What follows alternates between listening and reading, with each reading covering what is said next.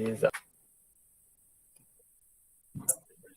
Aí, começou a gravação. Então, pessoal, antes de mais nada, né, oficialmente, boa tarde a todos e a todas, sejam bem-vindos e bem-vindas.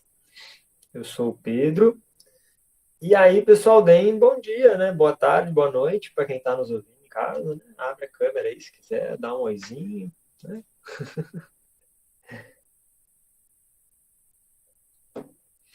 Pessoal, é o seguinte, a nossa aula de hoje, ela vai encerrar um pouco o nosso papo por aqui, porque a gente justamente vai trazer a ideia da aula agora, né? É trazer tudo isso que a gente conversou de forma um pouco mais ampla para uma realidade concreta, para uma região do Brasil, mais especificamente essa região do Bico do Papagaio.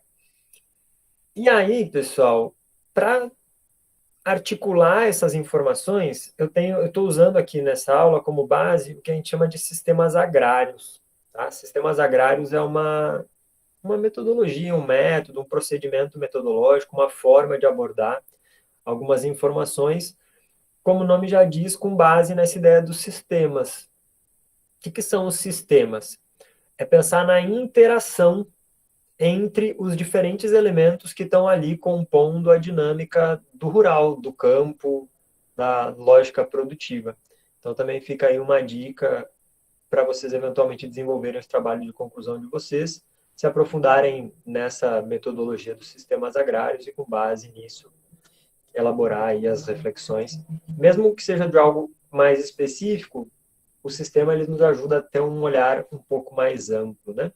E aí, no caso aqui, como a gente está falando dessa região do Bico do Papagaio, é interessante mencionar que a gente está falando de uma região que está aí nas bordas da Amazônia. E quando a gente pensa nessa borda da Amazônia, a gente tem que lembrar que é uma região que está passando por um intenso processo de transformação nas últimas décadas, e dentro dessa lógica das transformações existe uma constância na questão dos conflitos. Né? E aqui abrindo um parêntese para falar um pouco da minha experiência, quando eu fui chamado para trabalhar em Araguatins, né, no IFTO, eu descobri que ia trabalhar lá no Bico do Papagaio, e aí eu confesso que a minha primeira impressão ela foi meio tensa, assim, porque no meu imaginário, como um professor de geografia, né, e estudante das questões do campo, no meu imaginário, o Bico do Papagaio é uma região que de fato é marcada pelos conflitos. Não que fosse só isso, obviamente, né, mas assim, quando a gente pensa olhando a partir de fora, né, olhando de longe para o Bico do Papagaio, então, né, David, a gente vai chegar no final da aula entendendo um pouquinho o porquê disso. Eu gostaria pelo menos de chegar nesse ponto no final da aula, né? Mas isso é uma verdade, de acordo com os números, né? Não é só isso, obviamente. O Bico do Papagaio tem muito mais a oferecer, claro, mas isso é um ponto que chama a atenção, né? Não, aí também não, né? Aí já é demais. Mas nessa nossa aula aqui, pessoal, a gente vai olhar então para essa região, justamente tentando mostrar um pouco essa lógica que perpassa esse imaginário, mas que não é só, é muito mais do que isso também. E aí, uma das coisas que eu me dei conta mais recentemente é que quando a gente fala de Bico do Papagaio, a gente não está falando só do Tocantins, isso é um ponto interessante de já começar falando, né? A gente está falando também do Maranhão e também do Pará, que é essa região mais ampla que eu estou chamando aqui de borda da Amazônia. Então, Maranhão, Tocantins e Pará, pensando aqui, né, indo de leste para oeste. Maranhão, Tocantins, Pará. Nessa área, claro, mais específica ali, de junção desses três estados, é que a gente pode chamar de Bico do Papagaio, porque tem algumas características meio similares entre eles. Só para a gente localizar, né, já que temos pessoas que talvez não conheçam, não tenham essa visualização, é essa região aqui circulada em vermelho aqui, né? Então, Maranhão, Tocantins e Pará. A parte oeste do Maranhão, a parte norte do Tocantins e a parte, não toda ela, claro, né? Mas a parte leste do Pará. Aqui, pessoal, como características principais, né, para situar, porque é importante a gente colocar a realidade do local, a realidade regional num contexto mais amplo. Então, quando a gente fala dessa área, a gente está falando justamente da região norte do Brasil, pegando um pouco de nordeste ali do Maranhão, né? Mas essencialmente região norte do Brasil, aonde a gente vai encontrar o que a gente chama de Amazônia Legal. E esse ponto ele é importante por quê? Porque a gente tem que fazer a diferenciação entre o que é a Amazônia estrito sensu, o bioma amazônico propriamente dito, ou a floresta amazônica propriamente dita, e o que a gente chama de Amazônia Legal. Quando a gente fala em Amazônia Legal, a gente está falando de um conjunto de leis que se aplicam às regiões da floresta, mas também às bordas da floresta, as regiões do entorno influenciadas pela floresta amazônica. E aí, por conta disso, a gente tem uma série de questões legais. Acho que o melhor exemplo para falar dessas questões legais mais específicas é, por exemplo, mencionar a questão da reserva legal. Quando a gente fala de uma reserva legal, de uma propriedade rural, né, a gente está falando, na maior parte do Brasil, daquela necessidade de manutenção de 20% da área mais vinculada aos ecossistemas, com uma maior preocupação ambiental. Quando a gente fala ali da Amazônia Legal, a gente tem uma inversão, né? A reserva legal ela está na casa dos 80% da propriedade sendo reserva legal, que pode ser utilizada desde que seja um uso sustentável, enquanto 20% da propriedade que de fato está disponível ali ao uso econômico, entre aspas, vai de qualquer jeito, tá? Um traço marcante dessa região também é o encontro, né, desses dois grandes rios, o Rio Araguaia e o Rio Tocantins, que juntos formam a maior bacia hidrográfica exclusivamente brasileira. Lembrando que tem outras bacias hidrográficas, como a bacia amazônica, que é maior, mas é uma bacia internacional. Essa bacia do Tocantins-Araguaia ela é exclusivamente brasileira. Então, as nascentes vão estar ali pelo Mato Grosso do Sul, Mato Grosso, Goiás, uma parte da Bahia também, e vão correr esses dois rios no sentido sul para norte, descendo do Planalto Central brasileiro, ali na região de Goiás, principalmente, em direção à floresta amazônica, em direção à região norte. Ali a gente tem a tríplice fronteira entre esses estados que eu já mencionei antes, né, o Tocantins, o Maranhão e o Pará, e a gente tem, aqui sim, chegando um pouco mais no que nos interessa, a gente tem uma área de expansão da fronteira agrícola. Quando a gente fala em expansão da fronteira agrícola, né, galera, cabe mencionar o que muitos de vocês perceberam pelas entrevistas que vocês fizeram, né, pela atividade que vocês fizeram. A gente está falando de uma região onde a agropecuária ela ainda está avançando, ela ainda está se estabelecendo, ela ainda está chegando, vamos colocar assim. Especialmente, um ponto que vocês trouxeram no trabalho de vocês é uma agropecuária moderna, uma agropecuária tecnificada. Já tinha gente morando nessa região, obviamente já tem gente morando nessa região, como a gente vai ver aqui, há séculos, mas a agropecuária, a agricultura que essa galera faz ou fazia, ela é pouco tecnificada. Atualmente a gente tem um processo aí de tecnificação dessa agropecuária. Agricultura e pecuária. E por conta disso, aí é uma coisa que eu tenho observado e estudado e lido e pensado, e vamos pensar juntos e juntas aqui, é que justamente por ser uma área de expansão da fronteira agrícola, é que a gente vai ter duas características muito marcantes, pensando no sentido macro. É uma região marcada pelos conflitos pela terra, e é uma região marcada por um processo que está acontecendo atualmente de degradação ambiental. Esses conflitos pela terra eles estão muito associados a um problema estrutural do campo brasileiro, que a gente discutiu já lá atrás nas aulas anteriores, né? Estatuto da Terra, Lei de Terras do Brasil, onde a gente tem muitas terras devolutas e essas terras elas passam a ser griladas, ou seja, né, são terras que passam a ser, que eram da União, do Estado brasileiro, passam a ser ilegalmente de propriedade privada, porque tem todo um processo aí de mudança da documentação, né, de forja da documentação, e isso acaba gerando uma série de conflitos, porque essas áreas já estavam ocupadas, Então, não eram áreas vazias, não eram áreas desocupadas, já eram áreas ocupadas por uma população mais pobre, via de regra.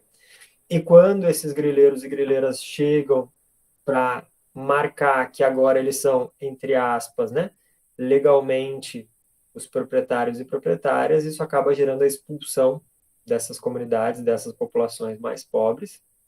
E nesse processo todo, já que a gente está falando, né, das bordas da floresta amazônica, a gente também tem todo um processo de alteração da cobertura vegetal natural. Uma parte cerrado, uma parte mata dos cocais e uma parte de floresta amazônica propriamente dita. Certo? Muito embora valha salientar que esse processo de degradação ambiental ele é característico de qualquer processo de expansão da fronteira agrícola, tá?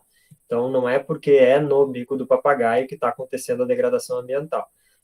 A expansão da fronteira agrícola sobre a Mata Atlântica, lá na época da colonização, que a gente também já conversou, aconteceu justamente gerando um intenso processo de desmatamento da Mata Atlântica. Não é à toa que hoje em dia sobraram só aproximadamente 6% da Mata Atlântica. É porque ela foi intensamente substituída por áreas de lavoura também, áreas de pastagem também, né? Ciclo do pau-brasil, pecuária, mineração, ciclo da cana-de-açúcar, ciclo do café, tudo isso aconteceu em áreas de Mata Atlântica, né? Então também gerou um processo de degradação ambiental. É que atualmente é essa região onde isso marcadamente está acontecendo.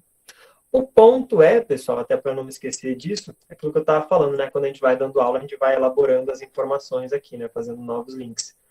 O ponto importante é que, como isso está acontecendo agora, e agora a gente está passando por uma emergência ambiental, né? Tem toda uma crise ambiental, e vocês devem estar acompanhando na mídia, porque está rolando a COP26 agora, né? Lá em Glasgow, na Escócia, toda uma discussão sobre a dinâmica do aquecimento global. A manutenção da floresta amazônica em pé passa a ser uma questão chave para a sobrevivência da nossa sociedade como ela é hoje em dia, né? Na medida em que o avanço do desmatamento sobre a floresta amazônica vai acontecendo, mais CO2 vai sendo liberado na atmosfera, a temperatura média do planeta vai subindo. No contexto brasileiro, só para não perder o gancho, no contexto brasileiro, reduzir as nossas emissões de CO2 é muito fácil, entre aspas, muito fácil. Basta a gente estancar o desmatamento e basta a gente passar a utilizar melhor as nossas áreas que já foram desmatadas. Isso é um ponto legal de salientar, né? O Brasil ele não abre mão do crescimento econômico ao impedir o desmatamento da Amazônia.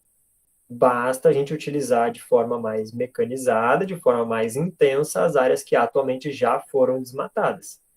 E isso muitos de vocês também trouxeram nos trabalhos, né, quando frisaram que a galera utiliza muito dessas áreas para pecuária e muitas vezes uma pecuária extensiva, né? Ou seja, para criar mais gado não precisa derrubar mais floresta, basta colocar mais cabeça de gado na área que já está desmatada atualmente, né?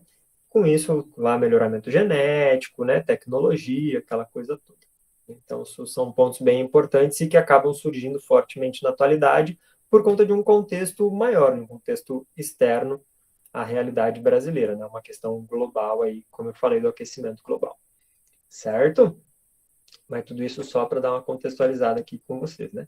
Então, alguns procedimentos importantes, né, que servem como base para essa nossa aula de hoje.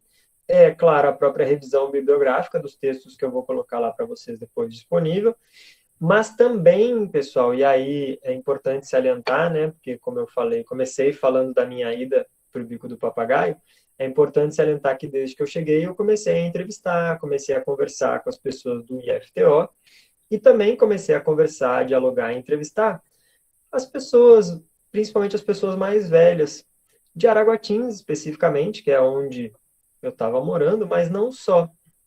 E aí, conversando com as pessoas, inclusive conversando com vocês, inclusive os trabalhos que vocês fizeram, ajudam aí complementando essas informações todas. Então, voltando um pouco no que a gente conversou em outros momentos também, lembrem que os conhecimentos tradicionais, os conhecimentos das pessoas que a gente convive no dia a dia também são importantes.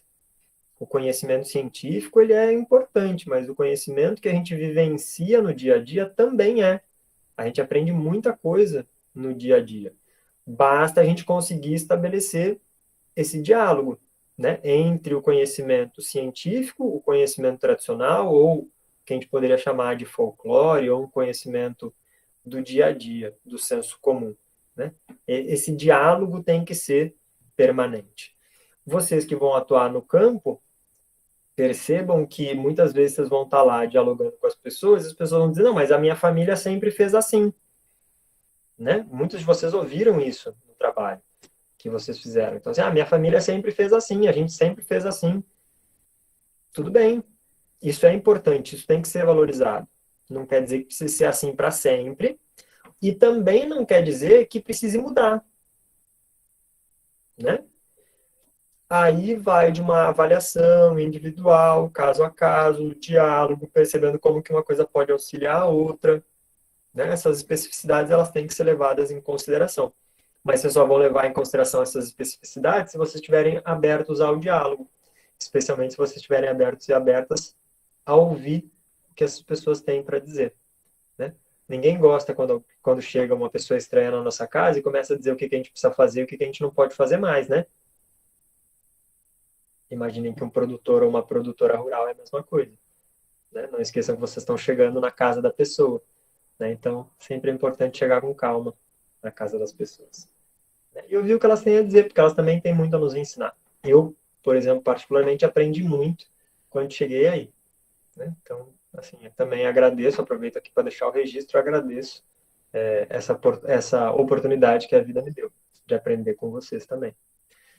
E aí o recorte espacial que a gente está fazendo aqui para trabalhar, como eu mencionei anteriormente, né, é uma regionalização que tem como base um planejamento estatal, que é o Plano de Desenvolvimento da Região do Araguaia-Tocantins, também conhecido como PRODIAT, um projeto do governo brasileiro lá no início dos anos 80, que tinha como ideia, como o nome já fala, né, o desenvolvimento dessa região, que a gente está chamando aqui de Bico do Papagaio, né, onde o Araguaia e o Tocantins se encontram, e tem toda uma lógica de ideias e perspectivas a serem implementadas nesse território. Algumas aconteceram, outras não aconteceram, mas que vão gerar consequências até hoje. E aí a justificativa para a gente estar aqui conversando hoje, tendo como base essa apresentação, é justamente analisar esses sistemas agrários atuais que a gente tem, que a gente percebe no dia a dia, pelo campo, né, pelo meio rural dessa região, e também, e aí está um ponto que para mim é bem interessante, e também perceber o que a gente pode chamar de rugosidades espaciais. O que é uma rugosidade, galera? É uma marca do passado que ainda está presente na atualidade. Então, muitas vezes, quando a gente para olhar o atual, a gente tem uma série de elementos e recursos que nos ajudam a entender o que aconteceu no passado. E isso, quando vocês vão trabalhar numa propriedade, tem que ser levado em consideração. Que é um pouco daquilo que eu estava falando, né? Mas eu sempre fiz assim, a minha família sempre fez assim. Isso é importante. Às vezes a gente pode olhar e imaginar, tá, mas tecnologicamente isso está defasado, dá para fazer diferente. Tudo bem, mas existe uma herança aí, né? Existe até uma questão subjetiva, simbólica. Talvez a pessoa ela queira fazer do jeito que ela está fazendo, até porque ela aprendeu com o pai, com a mãe, aprendeu com o avô e com a avó. E aí vem aquela reflexão. Ah, mas ela está produzindo menos do que deveria, ela está tendo prejuízo econômico. Cara, às vezes manter a cultura da família é mais importante do que ter mais dinheiro no bolso, né? Se a pessoa estiver tendo uma boa qualidade de vida, se a pessoa conseguir ter a sua terra lá e conseguir viver dela, por que a gente tem que imaginar que todo mundo tem que estar sempre buscando a maior quantidade de dinheiro possível para colocar no bolso, né? Pode ser o objetivo de vida de vocês, pode não ser o objetivo de vida das outras pessoas, né? Então, isso são coisas que a gente tem que considerar sempre, tá? Aqui, pessoal, só para a gente identificar um pouco melhor, então, da onde a gente está falando, né? A gente, quando fala dessa lógica do bico do papagaio, está falando principalmente daquela região de Araguaína, desculpa, Araguatina não, né? de Araguaína em direção ao norte do Tocantins. A gente está falando aqui principalmente da região ali de Marabá, da região de Tucuruí, da região de Altamira, aqui no Pará, em direção a leste. A gente está falando dessa região mais do entorno aqui de Imperatriz, pensando nas principais cidades aqui da região, né? Araguaína no Tocantins, Imperatriz no Maranhão e Marabá no Pará. Mas os seus entornos também, porque a lógica, no meu entendimento, é bastante similar para essas regiões todas. Entender o Tocantins também significa entender o Maranhão também significa entender o Pará, e assim sucessivamente. Isso é uma região que passa por um processo muito similar, independente dessas divisas dos estados que a gente utiliza no nosso dia a dia. E aqui, só para salientar para vocês, o PRODIAT, que eu comentei anteriormente, que eu vou disponibilizar, né, para vocês entenderem um pouco melhor essa região depois, para quem tiver interesse. A gente tem aqui essas subdivisões que o projeto fez. O que mais me interessa aqui é essa divisão 3 no Pará, que é essa região mais para Marabá. Essa região 7 e 8 aqui no Tocantins, que é essa região mais Araguaína. E essa região 5 aqui no Maranhão, que é essa região mais vinculada à Imperatriz. Beleza? Depois tem um outro elemento que vai justificar um pouco a escolha dessas áreas aí, porque que elas são muito similares. E aí, pessoal, só para mostrar para vocês também uma coisa que me inquieta bastante, eu acho que também vai inquietar vocês, e justificar um pouco daquilo que eu falava sobre o impacto ambiental, né? Essa imagem aqui, pessoal, é uma imagem feita por um satélite chamado Landsat. E, claro, existem umas questões técnicas e tal, mas a primeira imagem de melhor qualidade que eu consegui dessa região, estão vendo aqui, né? Rio Araguaia, o Rio Tocantins e o encontro dos dois, né? Aqui mais a leste ou à direita, né? Vamos chamar assim, a gente tem o Maranhão, aqui está o Tocantins e aqui está o Pará, né? Então, essa imagem aqui, ela vai nos mostrar a realidade da área lá em 1984. Percebam, pessoal, que onde está verdinho é justamente a região com mais vegetação. Esse verdinho mais clarinho aqui a gente vai ter uma vegetação mais rala, ou seja, a gente está falando de cerrado, uma parte, está falando também de mata dos cocais. E aonde tem um verde mais escuro, mais denso, a gente está falando de floresta amazônica, principalmente. E onde a gente tem esses rosinhas é onde a gente percebe as áreas de desmatamento. Então, dá uma olhadinha aqui, como é que era a situação em 84. E agora dá uma olhadinha a situação em 2010. Percebem? E aqui, pessoal, quando a gente fala da questão do desmatamento, quando a gente fala da questão do impacto ambiental, né, Ariane? Então, quando a gente fala da questão ambiental aqui, também é importante chamar a atenção que esse processo de impacto ambiental, de desmatamento, está vinculado a todo um processo social e econômico também. Né? Então, quando a gente fala em ambiental, a gente não está dissociando aquilo que é a natureza daquilo que é a sociedade. Uma coisa está diretamente conectada na outra. Então, ao analisar esse tipo de imagem de satélite, a gente entende que tem uma questão ambiental envolvida, mas também tem uma questão social e econômica acontecendo aqui. E isso que nos interessa também, né? É essa conexão que a gente tem que buscar entender. Afinal de contas, em última instância, né, galera, quando vocês estão trabalhando lá no campo, vocês estão sempre lidando com fatores ambientais, mas também estão lidando com fatores sociais, fatores culturais, fatores econômicos. Isso tem que ser considerado no trabalho de vocês no dia a dia. Né? Agora percebam como, de fato, a gente tem uma alteração bem marcante. Deixa eu só voltar aqui, né? 84 e 2010. Eu nem procurei imagens mais recentes, porque já não fazia muito sentido, né? Se já está nessa situação em 2010, via de regra é assim que vai ficar. A gente tem as grandes exceções aqui, áreas mais vegetadas, são áreas que já estão em unidades de conservação, que já estão em áreas extrativistas, que já estão em terras indígenas. Então, assim, via de regra, são áreas que tendem... Tem que olhar no site do INPE. Eu parei aqui em 2010 porque, como eu falei, que para o meu objetivo aqui já era suficiente essa imagem, né? Mas sim, tem imagens constantes. Esses satélites que estão fazendo essas imagens de satélite, eles estão sempre, que a gente chama de imagiando, né? Como se estivessem sempre tirando fotos lá de cima. Então a gente consegue imagem de satélite bem recente. Às vezes não vão ser com uma qualidade tão boa, porque, sei lá, por exemplo, se tem muita nuvem naquele dia, que coincidiu, né, do satélite passar ali naquele dia estava nublado, chovendo, já não funciona muito bem. Vocês estavam comentando que hoje está chovendo, né? Se o satélite coincidentemente estiver passando aí em cima agora, já não vai estar boa a imagem de satélite, já não vai prestar, porque está tudo coberto de nuvem, né? Então não adianta. Para mencionar, então, já não é um bom dia para a imagem de satélite, né? Mas para mencionar e para explicar um pouco para vocês também, claro, como a gente já sabe que essa época do meio do ano é época seca, na hora que eu fui buscar as imagens de satélite, eu já justamente busquei as imagens de satélite do meio do ano, né? Essas de 84, elas são de junho, do mês de junho, e essas de 2010 são do mês de setembro. Tudo bem, Marcos, sem problema. A gente está gravando aqui, se for o caso, depois a gente toma a aula gravada, tá? Não se estressem muito com isso, não. Tá bom?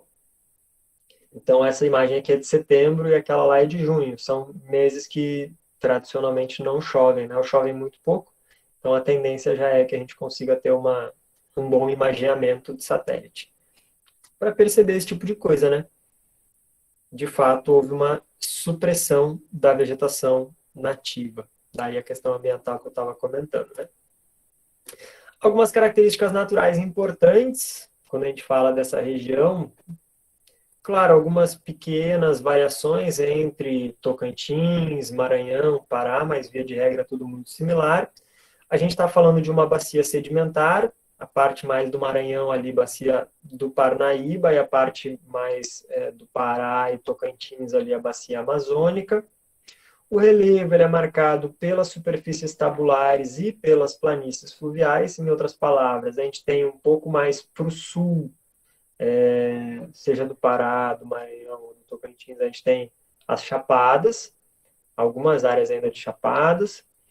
Por exemplo, a Serra do Estrondo, né, no Tocantins, que é um residual que ficou ali de um relevo já bem antigo. Mas, basicamente, a gente está falando de áreas com uma declividade baixa, com pouca inclinação, um relevo mais suave, né? Mais onduladinho e tal. Isso é uma característica importante, justamente por quê? Porque essas áreas que foram, né, trabalhadas pelos rios da região, que são rios gigantescos, né, tem muita hidrografia nessa região, são regiões que estão passíveis de serem áreas mecanizadas. Isso é um ponto importante de salientar, né? No próprio Atlas Ambiental do Tocantins fala, né, que essas áreas de baixa declividade não prejudicam o uso de máquinas agrícolas. E a erosão hídrica, ela oferece poucos problemas ou pequenos problemas. Então a gente já percebe aí que tem uma propensão, em termos geomorfológicos, de mecanização dessa área. Os solos são os solos hidromórficos, quando a gente fala, vocês sabem melhor do que eu isso, né? Quando a gente fala de solos hidromórficos, são solos mais vinculados a uma dinâmica hídrica mesmo, né? Margem de rio, áreas que sofrem ali com a cheia equavasante. Latossolos, areia quartzosas e solos podzólicos. Então a gente tem solos que não são solos considerados excelentes, mas também não são solos, tirando a parte das areias ali, né? Que já são solos mais frágeis. A gente tem solos que tradicionalmente a Embrapa, por exemplo, estudou e desenvolveu uma série de técnicas para ampliar a utilização e a produtividade, né? Não à toa, muitos de vocês comentaram sobre a dinâmica da calagem na hora de preparar o solo, né? O latossolo tem bastante a ver com isso. O clima dessa área é considerado um clima úmido e subúmido. Então, vai depender um pouco da região que a gente estiver olhando. Se a gente pensar mais em Tocantins, Maranhão, a gente está falando de um clima subúmido. Que a gente poderia chamar também de um clima tropical típico, né? Onde a gente tem um verão chuvoso e quente e um inverno quente e seco. Então, percebam que é quente o ano todo, né? E quando a gente fala de um clima úmido, a gente está falando já mais da região bem norte do Tocantins, entrando para o Pará, principalmente, já bem vinculado à floresta amazônica, onde a gente vai ter um clima muito chuvoso, né? Chuvoso o ano todo, e eventualmente uma diminuição da chuva ali por setembro, outubro, né? Mas uma coisa muito pontual, não dá para dizer que é seco nessa época do ano. É uma das regiões mais chuvosas do planeta, né? O que, pensando numa perspectiva de utilização agropecuária, por um lado, é interessante, porque tem bastante água disponível.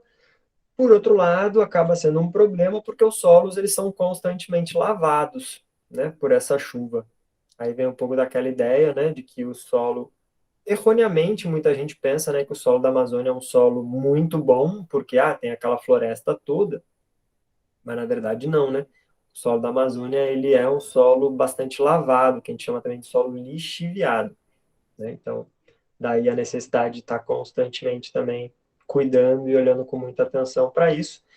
Não à toa, muita gente acaba recorrendo à utilização de fertilizantes químicos, né, para manter a utilização do solo. Quem não recorre, a médio e longo prazo, acaba tendo um esgotamento do solo, e aí a gente tem uma dinâmica de pastagem ali se estabelecendo, né? A vegetação, a gente tem uma mistura aí. Justamente as áreas mais secas, elas vão estar vinculadas ao cerrado, com pastagens naturais. As áreas mais úmidas fazem uma transição do cerrado para a mata dos cocais. E aí, Michael, beleza? E nas áreas mais úmidas, a gente vai ter a presença de floresta. E aí é interessante chamar a atenção que essas áreas de floresta, elas avançam em direção ao sul, seguindo a hidrografia. Então, os rios nos ajudam a perceber, se a gente voltar lá naquela imagem de 84, por exemplo, a gente vai perceber isso, os rios nos ajudam a entender como que a floresta amazônica ela se expandiu em direção ao sul, para as áreas do Tocantins e para algumas áreas do Maranhão, a leste, no caso, do Maranhão, né? Justamente por conta da presença da hidrografia. Nas margens dos rios é mais úmido, a floresta conseguiu avançar pelas áreas onde a gente, teoricamente, teria cerrado. Então, cerrado em umas áreas mais altas, mata de cocais, mas principalmente a floresta amazônica nas áreas mais baixas, nas margens dos rios. Certo? Isso mais lá atrás, né? Porque depois a gente vai ter um processo justamente de desmatamento sobre essas áreas e essas regiões. Alguma dúvida, pessoal? Algum comentário aqui? Falei alguma coisa muito diferente, que não faz sentido para vocês?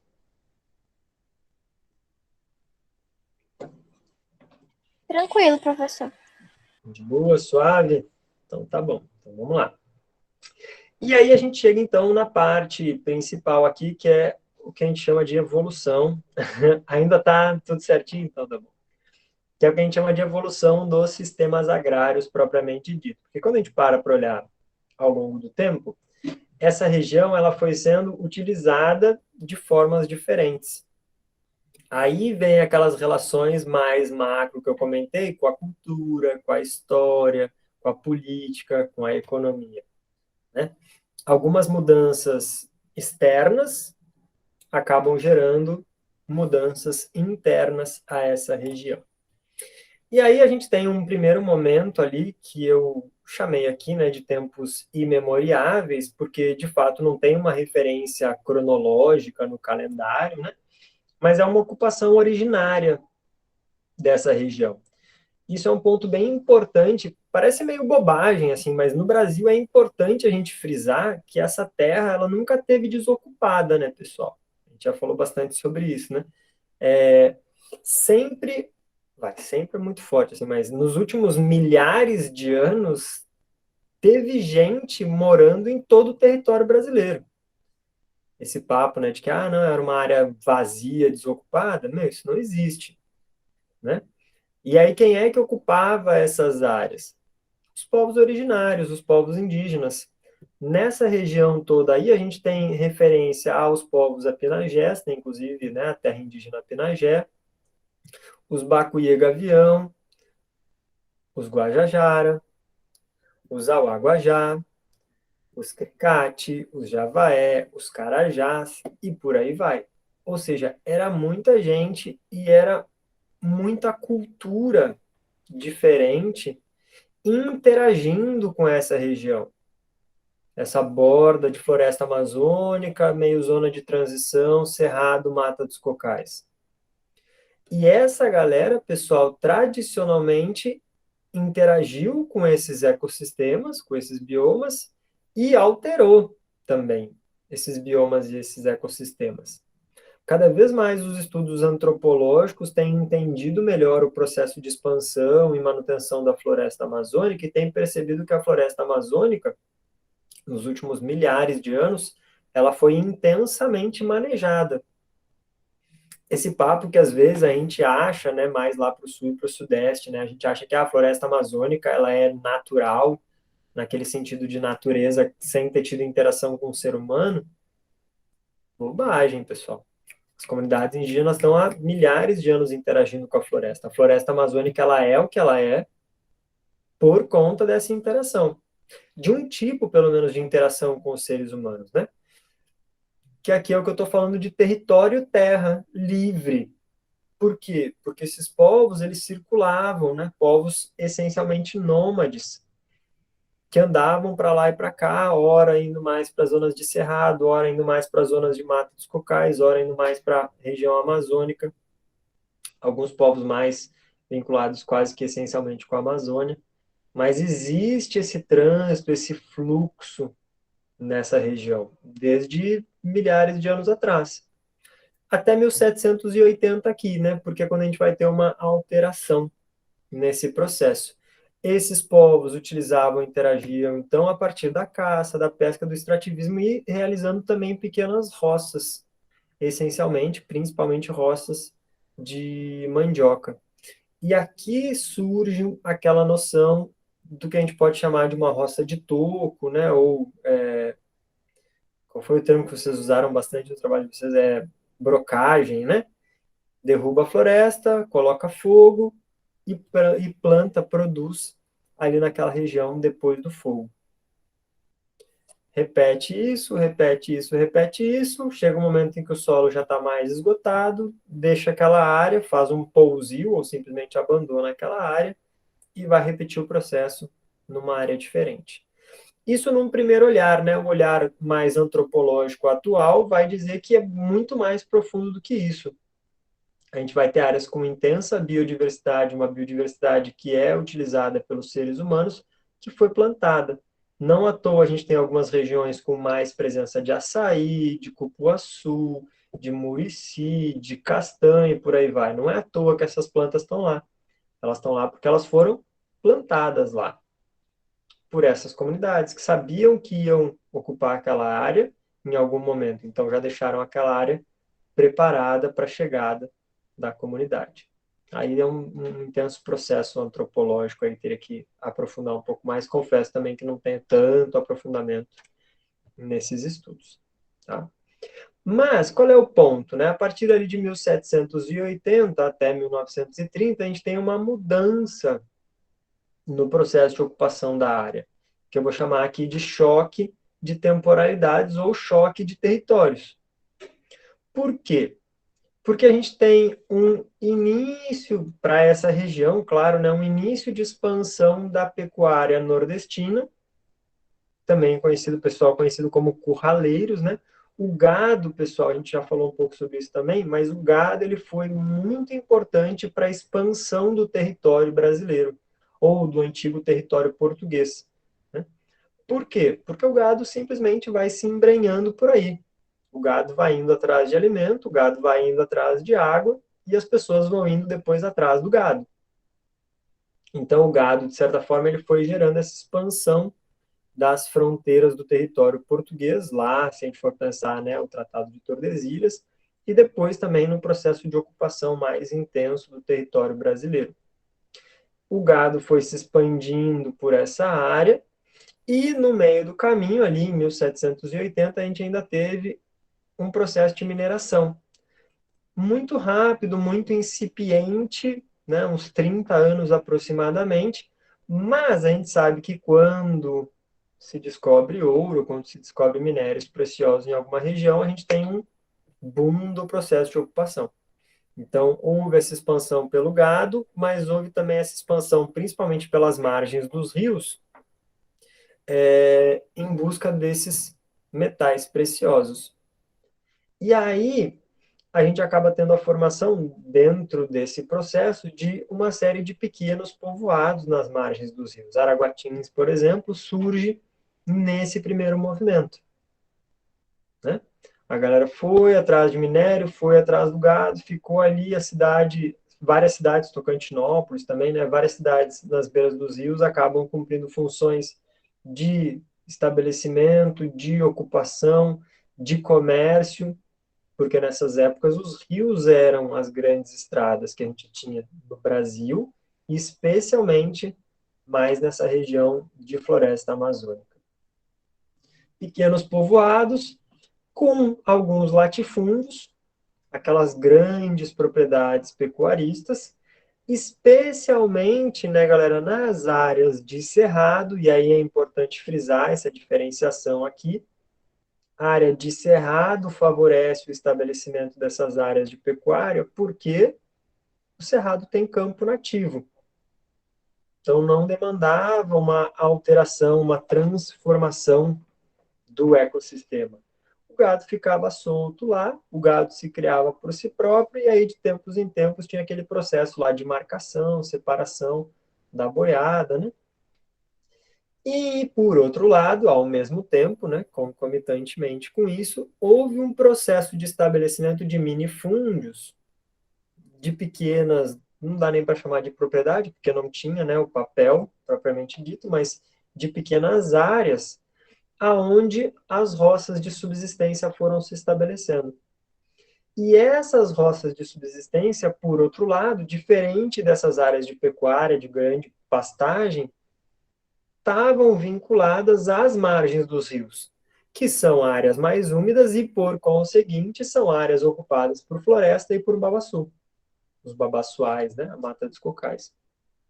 E aí percebam que a gente tem uma diferenciação, portanto, na lógica dos usos desses diferentes espaços, dessas diferentes paisagens, muito embora essas diferentes áreas interagissem entre si. Até porque os alimentos, muitas vezes, desses povoados e desses latifúndios eram produzidos nestes minifúndios, né? E a população que vivia da subsistência ali nos minifúndios também, volta e meia, prestava serviços aos latifúndios, ia na cidade, no povoado, comprar alguns gêneros que não conseguiam produzir, né? Então ia tendo essa interação entre essas áreas. E nesse processo surge, então, a interação entre os quilombos, que começaram a surgir nessa época, as, as comunidades quilombolas, portanto, né?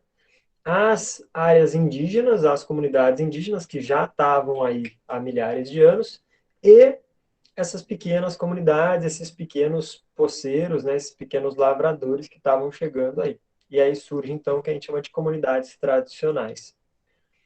Vários tipos, dependendo um pouco da realidade de cada área especificamente. Tem algumas comunidades tradicionais que a gente chama de vazanteiros, que é aquela galera que produz na época da vazante. Tem pescadores artesanais, tradicionais, as quebradeiras de coco, o pessoal extrativista, propriamente dito, né, os castanheiros, extrativistas de uma forma geral, quilombolas e por aí vai. Tudo isso, essa galera toda, claro, interagindo com os povos originários, com os povos indígenas. Mas aqui, né, galera, vale salientar que essas comunidades indígenas, elas sofrem um processo de violência, sofrem um processo de expulsão. Ainda não tão intenso, porque ainda tem, entre aspas, Aí tem quebradeira de coco, né, Ariane? Fala um pouquinho mais aí para nós.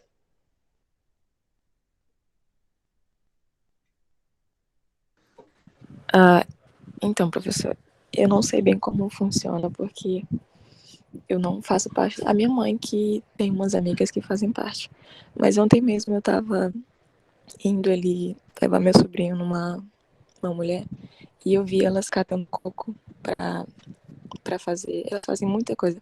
Fazem gel, fazem alimentos, enfim, é muito bacana o projeto delas. E também trazem renda para as mulheres, porque aqui não tem muito trabalho, nem para os homens, imagina para as mulheres, então é muito bacana. Eu não sei bem explicar como funciona, mas é legal. Massa, valeu, Ariane. Então, uma coisa interessante de perceber é se elas são cooperativadas ou não, né? Participam de alguma associação. Hoje em dia tem, né?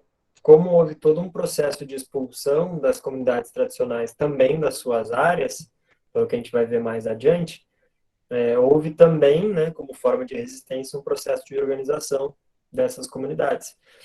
E é isso, né? Muitas vezes a gente tem lá, por exemplo, uma roça de subsistência. Mas, ao mesmo tempo, e paralelo a isso, a gente tem um processo de extrativismo acontecendo, aonde esse produto que é extraído e elaborado, né, fazendo, por exemplo, o óleo do babaçu, fazendo o leite do babaçu, fazendo gel, como tu comentou, vai ser vendido como uma fonte extra de renda, né? Aí vem essa ideia da complementaridade, onde uma coisa vai complementando a outra, né? Porque muito embora sejam áreas pequenas de subsistência, essas áreas não dão conta de produzir tudo também que as famílias necessitam, né? E aí a gente vai percebendo essa interação, apesar também dos conflitos que vão acontecendo, né? Porque são comunidades mais pobres, são pessoas mais pobres e via de regra a gente sabe, né, que existe um processo constante de violência contra essas comunidades. Não à toa, alguns estados, e o Maranhão, nesse sentido, foi o precursor, criaram leis. A lei do babaçu livre. Não sei se vocês já ouviram falar sobre isso. Mas a lei do babaçu livre vai dizer que os babaçus, eles têm que ter o acesso a eles garantido, mesmo que o babaçu esteja dentro de uma propriedade privada. E aí a gente volta naquela discussão, né, sobre os recursos naturais que a gente teve em algumas aulas atrás. O recurso natural, ele é da população, muito embora ele esteja dentro de uma área privada. Aí vem um certo dilema aí, né, que muitas vezes a gente tem que resolver na sociedade brasileira. Então é interessante, é bem por aí, né? E aí como é que fica a dinâmica do uso da terra nessa época, né? Justamente pecuária extensiva, nas áreas mais elevadas, nas áreas mais secas, onde a gente percebe principalmente a presença do cerrado, mas também a roça de toco, a roça de subsistência, com feijão, milho, mandioca, pimenta, arroz, inhame. E a caça, a pesca e o extrativismo da madeira, da castanha, do babaçu, do murici, do açaí, do buriti. Então, tudo isso que vocês estão acostumados e já viram, já ouviram falar, né? O ponto é, pessoal, que a gente tem um processo de mudança, especialmente a partir de 1930, nessa região. Também uma dinâmica um pouco mais ampla e que aos poucos vai chegando a essa região aí do Maranhão, Tocantins, Pará, que a gente pode chamar aqui de região do Bico do Papagaio. E aí eu resolvi fazer uma separação aqui para mostrar algumas diferenças para vocês de um período que é o tempo que eu chamei aqui, né, de tempo da esperança, que é o tempo da busca pela terra, que vai de 1930 a 1970. O que a gente tem num sentido mais amplo acontecendo, né? Especialmente ali no governo Vargas, a gente tem no Brasil acontecendo meio que um paralelo ao que aconteceu lá nos 1800 nos Estados Unidos, que é o que ficou chamado de Marcha para o Oeste. Então a gente tem aí uma demanda, uma busca por parte do governo federal brasileiro de expansão da lógica de ocupação e de produção no território brasileiro para alavancar a economia, para, entre aspas, modernizar a economia brasileira. E também, de certa forma, um pouco daquelas ideologias geopolíticas, né, de garantir a posse do território, de ocupar a soberania nacional, aquele papo todo, né? Nesse processo de marcha para o oeste, claro, a gente tem alguns pontos importantes, alguns fatos importantes que nos ajudam a entender que é, por exemplo, pensando na região do Bico do Papagaio, a construção da Belém-Brasília. Primeiro, né, a construção de Brasília, em Goiás, lá de 56 a 60, para o oeste, jovem, tipo isso, né? Mas lembra, né, galera, que essa marcha para o oeste, tanto nos Estados Unidos quanto no Brasil, ela junto com ela causou um intenso processo de violência, né? Claro que os filmes de Hollywood vão retratar os indígenas apaches malvados, né? Mas assim, os apaches, os indígenas estavam nas terras deles, né? Estavam vivendo a vida deles. Quem é que chegou depois? Sacaram? Então, né? Aí é uma questão do ponto de vista. Mas, então tem a construção de Brasília de 56 a 60, e claro, né, esse processo de transferência da capital do Brasil, do litoral, do Rio de Janeiro, para Brasília, para o interior, fez com que houvesse a necessidade de conectar essa capital ao restante do território brasileiro. E aí começa essa ideia, então, de construir grandes estradas para ligar esse gigantesco território nacional. E uma das estradas é justamente a Belém-Brasília, né? Então, conectar Brasília no centro-oeste à região norte, a Belém. E a Belém-Brasília, ela justamente vai cortar o que na época era o norte o norte de Goiás, né? Porque Tocantins até 1988 fazia parte de Goiás. Então, vai conectar o norte de Goiás, aliás, a Belém-Brasília vai cruzar o norte de Goiás, que hoje em dia é o que a gente conhece como Tocantins. E na medida em que se constroem essas estradas, o processo de ocupação dessa região é favorecido, porque as estradas elas facilitam o acesso se a gente pensar comparativamente com o rio. Elas tendem a dinamizar o processo de ocupação e, portanto, a utilização da terra. Por isso que eu estou chamando aqui de busca pela terra, porque a possibilidade de acessar esse território passa a ser facilitada. Mas olha que interessante, porque paralelamente a isso, não sei se vocês chegaram a ouvir falar, mas paralelamente a isso, que era um projeto macro do Estado brasileiro, com essa visão bem pragmática, tinha também um movimento cultural acontecendo. Lá no Nordeste tem um cara chamado Padrinho Padre Cícero, todo mundo já ouviu falar, né? Então tinha lá o Padre Cícero, e ele tinha uma série de fiéis que seguiam ele. E aí reza a lenda, isso no Nordeste, né, lá na parte mais semiárida do Nordeste. E aí reza a lenda que o padre Cícero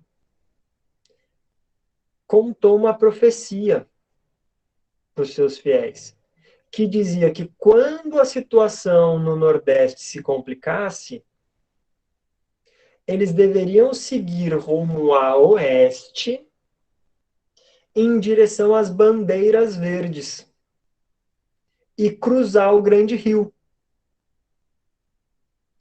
O que essa galera interpretou? Que as bandeiras verdes são a floresta. E o Grande Rio é o Rio Tocantins. Então, nos anos 50, a gente tem um intenso movimento, claro, causado pela seca, né, e causado pela escassez de terra no Nordeste por conta dos grandes latifúndios no Nordeste. A gente tem um processo de migração do Nordeste em direção a essa região do Bico do Papagaio.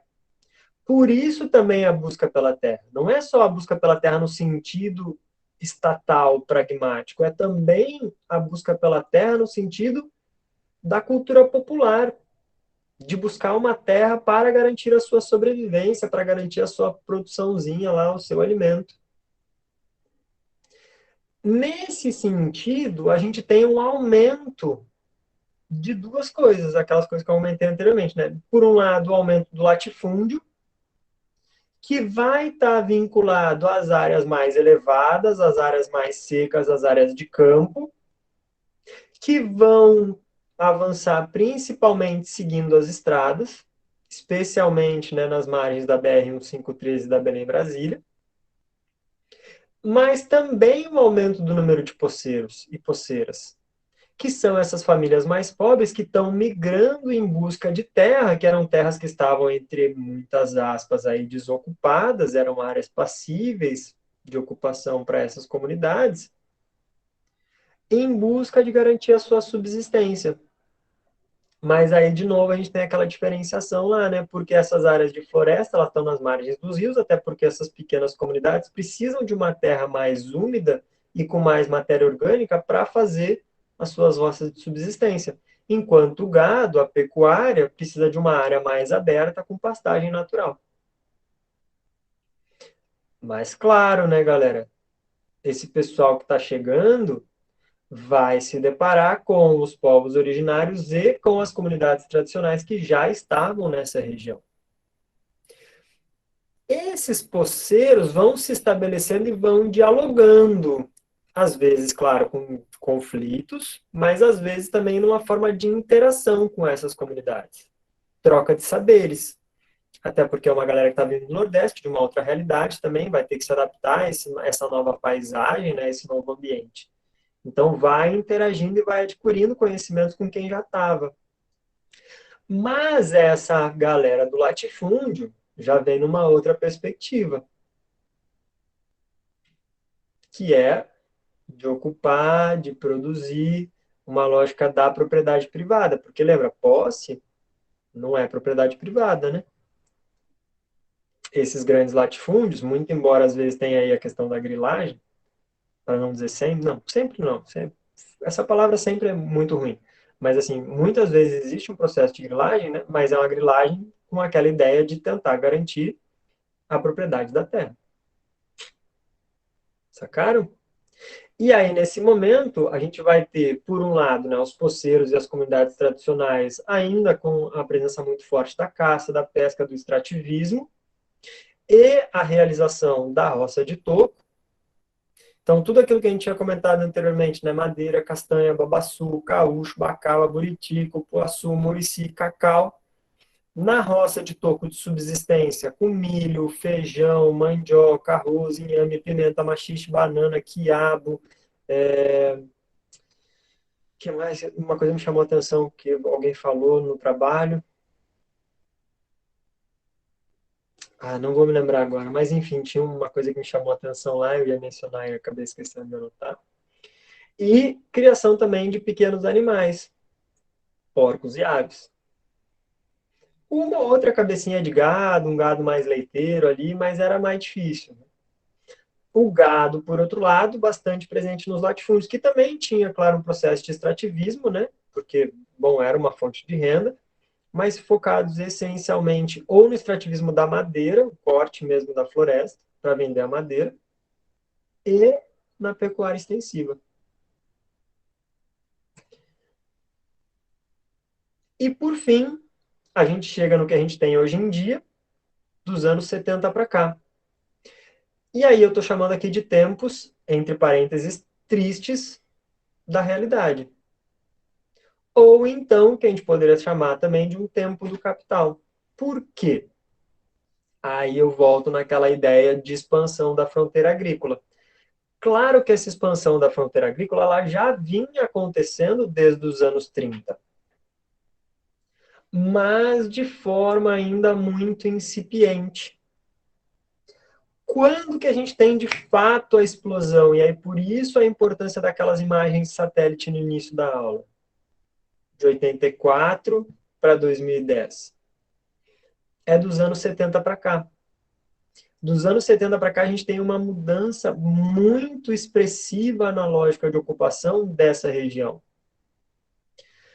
Também a partir, claro, de uma ideia mais ampla, pragmática do governo federal, mas também a partir de um movimento da população da base da sociedade. Se a gente for olhar para o Estado, a gente tem uma série, inclusive, de slogans que mostram isso, né? O governo militar, dois slogans clássicos. Uma terra sem homens para homens sem terra. O governo militar, dentro de um processo de modernização do campo, associado também a um processo de expansão da população, de crescimento da população brasileira, vai começar a ver no sul, no sudeste e no nordeste a formação de uma intensa massa de pessoas sem terra.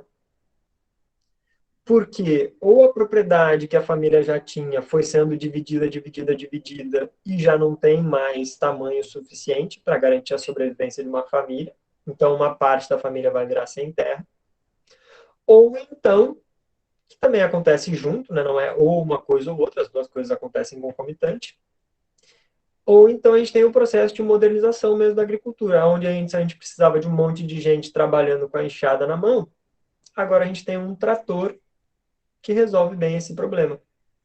E, portanto, uma série de pessoas que dependiam do campo para ter o seu sustento, para ter o seu trabalho, vão ser expulsas do campo. Uma parte considerável dessa população vai migrar para a cidade, não é à toa que nesse período também a gente tem um intenso êxodo rural, a gente tem um intenso processo de urbanização brasileira, mas a gente também vai ter uma parte dessa população que vai migrar em direção ao centro-oeste, em direção ao norte do Brasil. Um outro slogan bem marcado que a gente tem nos governos militares dessa época é o integrar para não entregar. Aquele medo geopolítico, né, do Brasil e tal, perder uma parte do seu território. Esse papo, né, de que os estrangeiros vão roubar a Amazônia do Brasil e tal, esse papo não é novo, pessoal. Esse papo, é velho. E aí vem o slogan do integrar para não entregar, dos governos militares. Como é que a gente integra essa área toda, a Amazônia especialmente? Coloca a gente lá para produzir. Mas para produzir aos moldes daquilo que o Estado brasileiro entendia como sendo algo moderno, algo considerável, que não é produzir para subsistência, é produzir para dinamizar a economia. É produzir num sentido de incorporar tecnologia no processo produtivo, gerar excedente para exportação, para abastecer a indústria nacional, para abastecer as cidades que estão crescendo cada vez mais. Para alavancar esse processo do integrar para não entregar e do gente sem terra para uma terra sem gente, a gente vai ter uma intensificação da construção das infraestruturas na região centro-oeste e na região norte.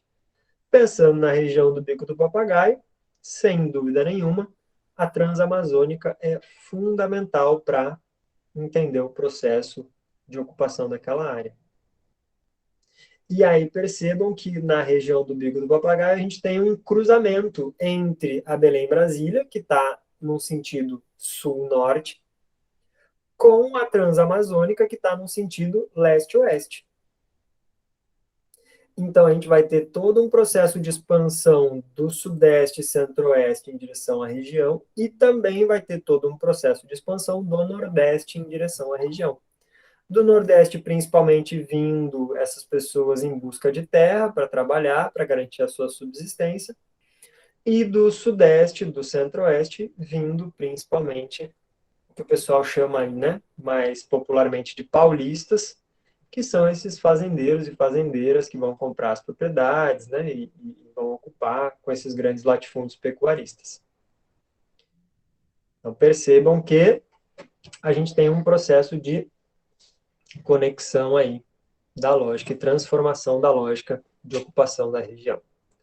Junto com isso, né, além da Transamazônica, a gente tem a pavimentação, isso está bem presente nos trabalhos de vocês, mais de um trabalho falou, né, de que antes era muito difícil, porque na época da chuva, porque era muito chuvoso, porque a estrada não chegava e não sei o quê.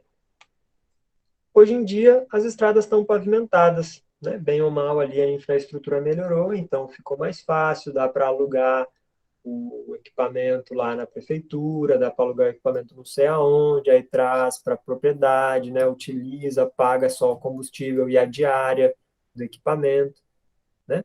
Então isso vai intensificando o processo de uso do solo.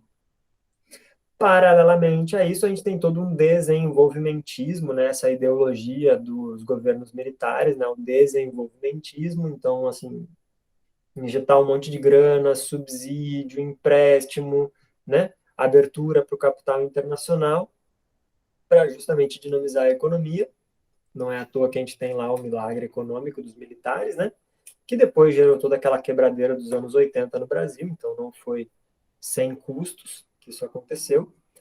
E a gente tem também a criação do que o José de Souza Martins chamou nossa atenção naquelas outras aulas, eu até comentei com vocês, da criação de um capitalismo à brasileira, né? Que é um capitalismo rentista. Na essência, capitalismo rentista é uma contradição, né? Porque o rentismo, na essência, não é capitalista. Capitalismo é aquela lógica do investe dinheiro, produz, vende a produção e lucra em cima. No Brasil, a gente vai ter uma aliança entre os setores capitalistas, financeiros e industriais com a propriedade da terra. Então, os capitalistas, segundo José de Souza Martins, os capitalistas do Brasil se transformam também em proprietários de terra. E aí a gente tem toda uma lógica de financiarização do campo. A partir disso, então, a própria lógica da posse da terra, da propriedade da terra, do grande latifúndio, que em termos produtivos é subutilizado, se justifica porque está fazendo esse capital financeiro continuar se reproduzindo, né? Basta a gente pensar em toda a lógica dos empréstimos que a gente tem na dinâmica econômica brasileira, né? Os empréstimos subsidiados, no caso, né? Por outro lado, a gente tem essa ampliação, que eu tinha comentado antes, né, mas a ampliação do fluxo migratório. Então, a gente vai ter toda uma lógica dos poceiros, a gente vai ter toda uma galera sem terra migrando para aquela região, vai ter os retirantes migrando para aquela região, o pessoal fugindo da seca. A gente vai ter também novas reservas minerais sendo descobertas, e aí Serra Pelada é o grande símbolo, né? Então, a gente vai ter um intenso movimento de garimpeiros e também madeireiros, né? Na medida em que a infraestrutura melhora, a galera vai atrás dessa madeira para cortar madeira e tal. E isso, claro, gera todo um choque, né, com as populações que já estavam lá. A gente tem a ampliação do uso capitalista, então, moderno da região. Latifúndios, empresas rurais e também para alavancar tudo isso e junto com tudo isso a gente tem novos usos para essa área, com a construção das hidrelétricas, das barragens, da mineração. Né? Não à toa o projeto Carajás e a construção da hidrelétrica de Tucuruí, da estrada de ferro dos Carajás, que liga essa região lá de Carajás ao Maranhão, são tão emblemáticas nesse processo de ocupação dessa área. E junto com isso a gente tem novos personagens, né, novos atores sociais aparecendo, que são os peões, né, toda a lógica da peonagem, os grileiros e os pistoleiros. Povos tradicionais e comunidades originárias, ou melhor, povos originários e comunidades tradicionais continuam na região, e isso vai alavancar todo o processo de violência no campo. Né? Como que a lógica da terra vai sendo transformada nesse processo? Né? O que a gente pode chamar aqui dos de baixo, por um lado, né? Então, poceiros, subsistência, sem terra, comunidades tradicionais, povos originários, ainda naquela lógica de garantir a sua sobrevivência. Extrativismo de castanha, babaçu, caça, pesca, açaí, bacaba. Roça de subsistência, né? Feijão, milho, arroz, mandioca, inhame, fava e por aí vai. Criação dos pequenos animais e agora também, né, se popularizando a criação de grandes animais, como búfalo, gado, e a apicultura surgindo, também apareceu em alguns trabalhos a questão da apicultura, né? Ao mesmo tempo, a gente vai ter toda uma luta social para garantir a demarcação, a ocupação, a formação dos assentamentos, toda uma lógica de resistência, né? Porque esse pessoal que chegou, que já estava mas também o pessoal que chegou lá pelos anos 30, 40, 50, 60, não tem a propriedade, não tem o título da terra, mas tem uma história de vida da família ocupando e produzindo nessa terra. E aí vem aquele dilema do Brasil que a gente já conversou, né? Muitas vezes quem está na terra produzindo não tem o documento. E aí chega uma pessoa X, aleatória, que do nada vai lá com o documento e diz, não, essa terra é minha, vocês têm que ir embora. Às vezes, de fato, a pessoa comprou, boa parte das vezes é um documento grilado, é um documento falso. E aí expulsa a galera a partir da violência. Ao mesmo tempo, a gente tem os de cima, né? O pessoal aí do extrativismo, o pessoal da grana, do capital, né? Que vai ter toda a lógica da mineração, essas mega empresas de mineração, as madeireiras, né? A produção de eletricidade, produção de soja, silvicultura, milho, cana, essas lavouras mais intensivas e o gado, que ainda é uma das principais atividades econômicas na região, né? Mas para isso acontecer, a gente tem toda uma lógica de violência, de desmatamento, uso dos agrotóxicos, contaminação da água, presença de transgênicos, utilização de maquinário, as próprias estradas, as hidrelétricas, ferrovias, buzeiras, poluindo a atmosfera e a água. Né? E aí, por isso, então, como a gente tem um cenário se tornando muito mais complexo, é que a gente vai ter uma presença bastante marcante dos conflitos na região. E aí, pessoal, só para finalizar aqui o nosso papo de hoje, para trazer algumas coisas para mostrar que também essas questões não são novas, está lá no relatório de 87 do projeto aquele que eu comecei falando, o PRODIAT.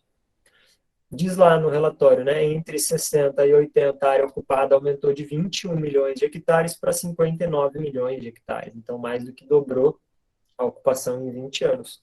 E isso que a gente está falando até os anos 80, né? A imagem mostrou pós-1980 para nós.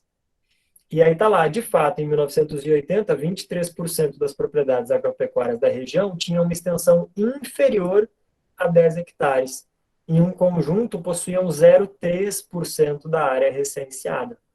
No outro extremo, tem-se 4,9% das propriedades que classificam-se na faixa de área superior a 1.000 hectares e detinham 63% da área total. Mais ainda, as 500 maiores propriedades da região ocupavam uma área quase 4 vezes maior a das 126.732 propriedades com área inferior a 100 hectares. Qual é a marca do campo brasileiro? Concentração de terra. E essa concentração de terra, voltando àquilo que eu comentei anteriormente, ela está associada a um processo de conflito no campo. Não à toa a região do Bico do Papagaio, ela infelizmente é a região com maior quantidade de ameaça de morte, expulsão das suas terras, assassinato, tentativa de assassinato. Tem um atlas da questão agrária que vai falar sobre isso, e tem uma tese de doutorado que vai falar sobre isso, eu vou colocar para vocês lá depois. Aqui são os números de 85 a 2014, e aí percebam que isso independe do grupo político que está no poder, isso é uma coisa que a gente conversou bastante também. Né? Percebam que até 2014 isso, então engloba também os períodos do PT no poder. E aqui a gente tem os números de 2019. Percebam que a violência ela é uma marca no campo brasileiro, mas ela acaba se concentrando, entre outras áreas, também na região do Bico do Papagaio. Aqui algumas referências para vocês, depois eu vou colocar esse material lá para vocês, tá? Mas, pessoal, alguém tem algum comentário? Alguém quer falar alguma coisa? Alguém tem alguma dúvida?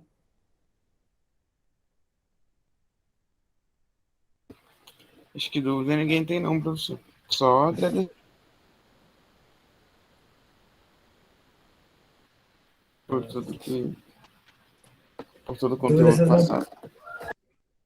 dúvida vocês não têm, que vocês já vivenciam isso, né? Oi, Deixa eu professor. interromper aqui a gravação. Dúvida vocês não têm, que vocês já conhecem isso na prática, é isso? Estão vivendo aí no dia a dia, estão